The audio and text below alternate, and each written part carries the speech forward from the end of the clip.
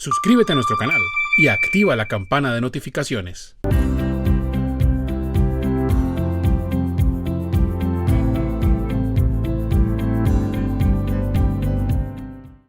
¿Cómo se debe contabilizar el deterioro de cartera en una propiedad horizontal? Bueno, a ver, el deterioro de cartera. Primero, debo aclararle que no tiene que complicarse usando valor presente, no tiene que complicarse usando método de pérdidas esperadas en una copropiedad.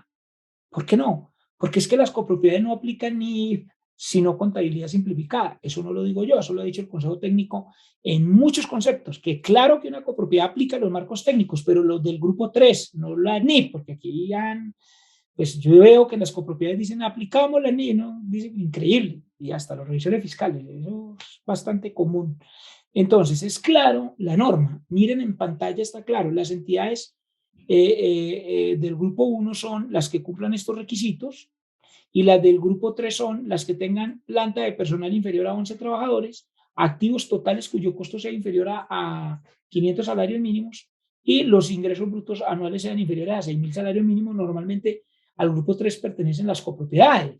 El 99% de las copropiedades, hay un artículo que escribí que se llama así, el 99% de las copropiedades pertenece al grupo 3. Es decir, en el mundo hay 2 NIP y 3 grupos. En Colombia hay 3 grupos y en el mundo hay 2 NIP. El grupo 1 aplica NIP completas, el grupo 2 aplica NIP pymes. Y se le acabaron las NIP. Y como hay 3 grupos, pues obviamente uno se queda sin NIP. ¿Qué significa eso? Que ese grupo 3 aplica una contabilidad basada en el costo. Eso lo ha dicho el Consejo Técnico y además lo dice la ley.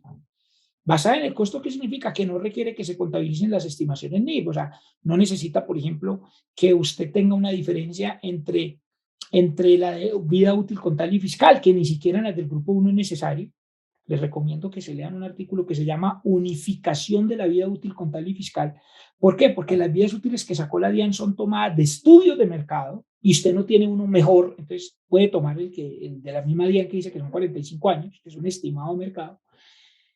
Eso lo puede hacer en el grupo 1, 2 o 3, pero muchísimo más en el 3, ¿sí? En el grupo 3 no tienes por qué estarte complicando, por ejemplo, con impuestos diferidos. Es que una entidad del grupo 3 que tenga impuestos diferidos es porque no ha entendido lo mismo. Entonces, lo primero que tienes que tener claro es que si eres una entidad copropiedad, no tienes que complicarte en cuanto al método. Tal vez un método mucho más simple pueda ser suficiente, ¿sí?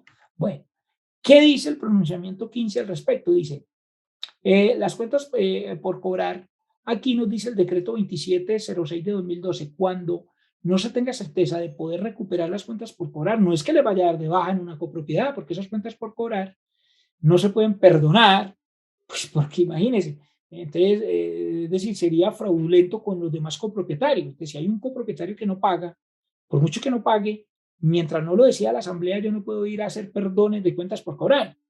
Entonces, cuando hablamos de deteriorar, es distinto de dar de baja, es llevar una 1399 pues o similar. Entonces, lo que dice el decreto 2706 es que lleve una cuenta correctora donde usted disminuye el valor en libros, ¿sí? Y las microempresas deben efectuar la causación de los intereses pendientes de cobro registrándolo en el estado de resultados, afectando la cuenta por cobrar por intereses. Entonces voy a mostrar aquí rápidamente por aquí un Excel, a ver si para resolverle la pregunta mucho más como con un ejercicio. Entonces, por ejemplo, por decir algo, voy a decir una cosa cualquiera. Una de las preocupaciones que existe en las copropiedades es lo siguiente, es que porque les afecta el presupuesto.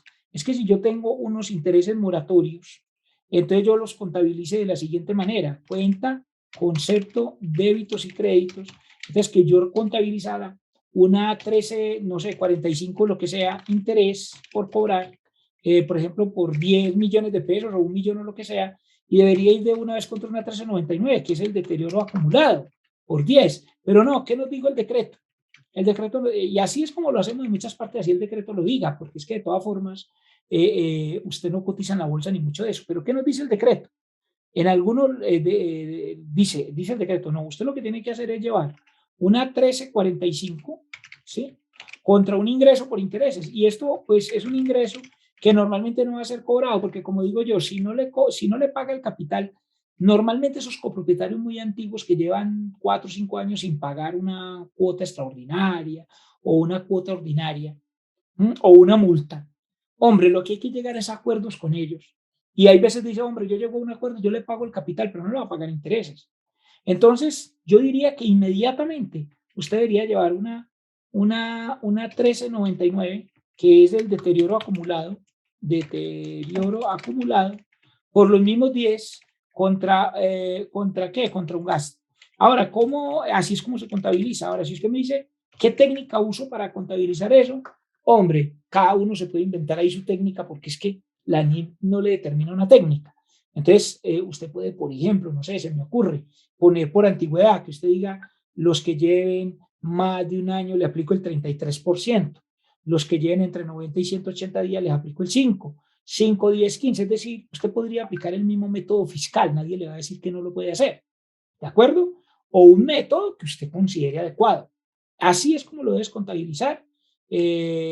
Para la persona que nos hizo la pregunta, ahí le recomiendo un artículo que hizo alguien, ya le voy a decir, creo que esto lo hizo Anderson, este artículo que él dejó ahí en línea sobre el deterioro de cartera en copropiedades, precisamente elaborado por Anderson Gómez, de Global Contable.